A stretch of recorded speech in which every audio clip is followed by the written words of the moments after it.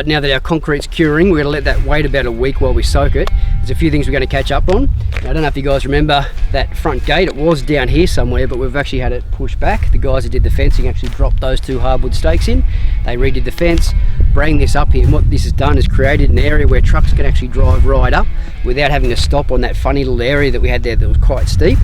Even in having this, trucks are still struggling, that you probably saw in the concrete pour, would actually get up over this hill here, especially the automatic trucks. So yeah, little things like this make a difference. All these little things are going to be happening around the farm as we sort of keep working through, concentrating on the build, but also doing things like maintaining the land. But Marco up there at the moment, he's got one of the new Ego backpacks on, getting into some of those areas where we can't actually slash with the tractor. So we've got a hand brush cut right up through there.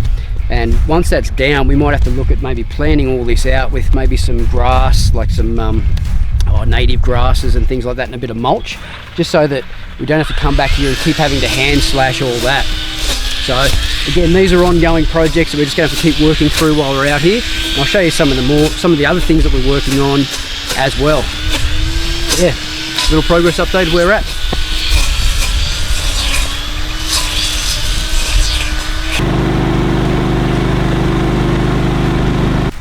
As I'm driving up the driveway here, I'll also show you something else that was a result of the concrete pour.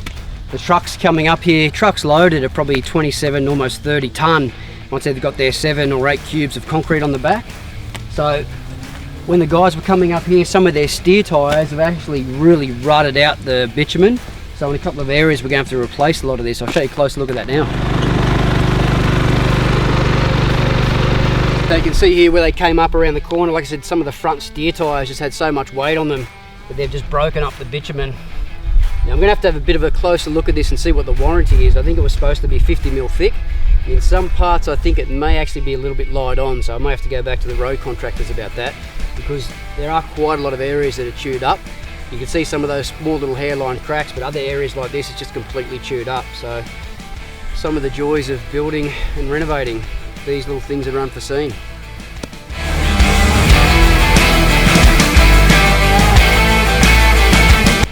Alright, so here we are, close to a week after pouring the slab. It's come up really good. We were wet curing this for quite a while. We actually left the boxing up so we could flood the slab. Now today is probably the first day that I haven't looked at having to wet it all down, just because I've had a bit of a walkover, and the slab is actually really good. There's no signs of any hairline cracking or anything like that. So very happy with it. It is winter here, so the climate is a little bit cooler. That said, with the wind sort of howling up this valley here, it does tend to sort of evaporate the concrete a lot quicker. But very happy with how it's turned out. I said no hairline cracking. As of next week, we'll start marking it out, and then we can start getting set out for our wall frames.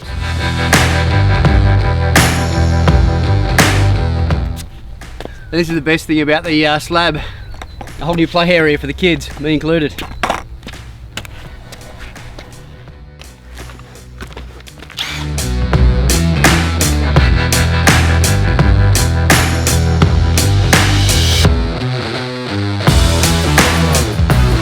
So this is the fun part, stripping all the formwork off.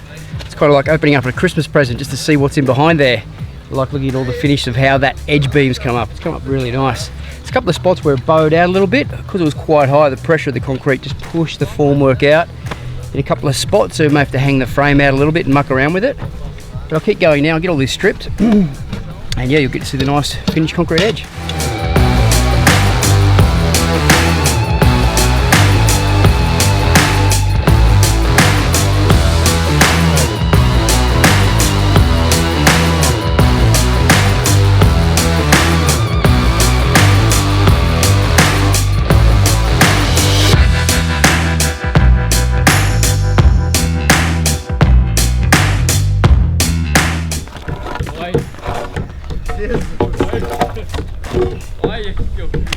So you can see there, that little step down, that's what the sill of the sliding door will sit in. So hopefully, once we put our timber floor or carpet on here, it'll just be a smooth transition straight over the top.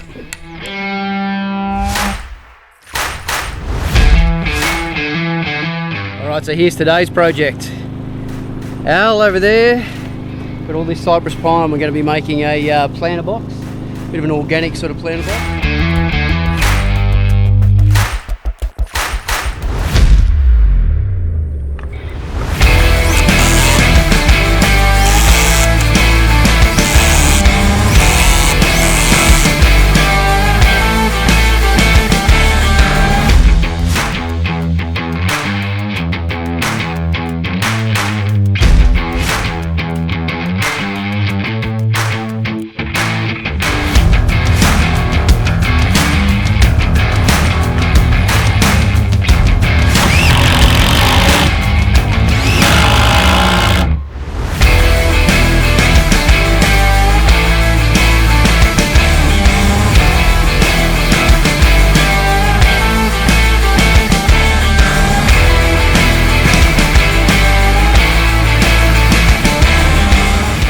go.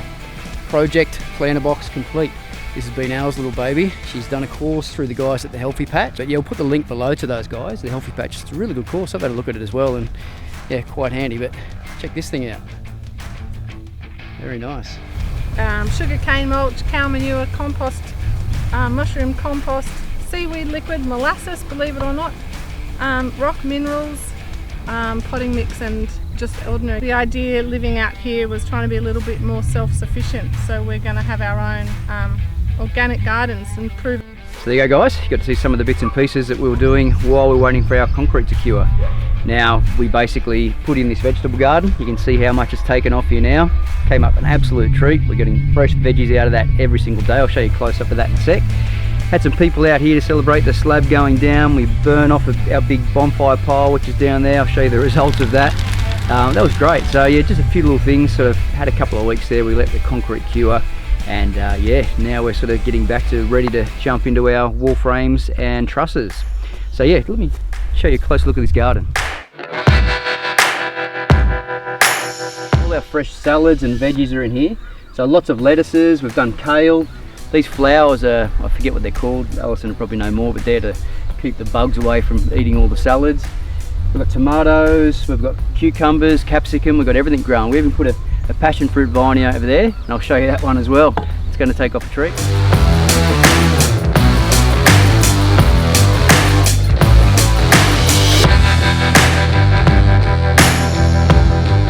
What was this thing? Bit of leftover pine that we had chopped down, just stripped the bark off it, dropped it into the ground. Whole bit of hardwood that we had laying around and some reinforcement left over from the slab. So now we're going to use that for all our creepers to grow up through there. So really feeling like we're very self-sufficient out here now with all these little bits and pieces that we're putting in. We're obviously going to have chickens and other animals that are going to be coming very shortly, so I'll show you those once we get the chicken coops and things set up. But yeah, very happy with what sort of progress we've been making around the block as well as within the build. So there you go guys, hope you enjoyed the video. Thanks for watching. If you're new, please subscribe, hit the notification button if you want to stay up to date with all the episodes, and follow us on our socials and all the other regular places. Alright guys, thanks for watching. Catch you next time.